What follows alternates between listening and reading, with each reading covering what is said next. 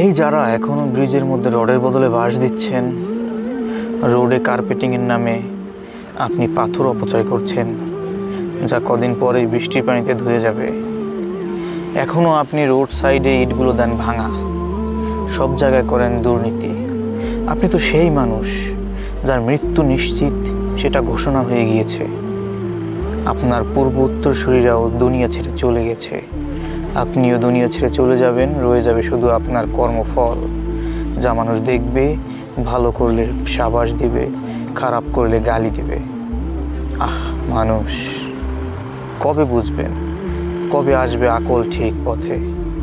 আপনার কবরস্থানে যেয়ে দেখেন আপনার বাবা মায়ের রেখে দেওয়া সম্পদ তারা কিছুই নিতে পারেনি, যা আপনি ভোগ করছেন, কিন্তু তারা ভোগ করছে শুধুই তাদের কর্মফল। এভাবে আপনার করে যাওয়া সম্পদও আপনি কতটা ভোগ করতে পারবেন ভেবে দেখুন। আপনার কত দরকার?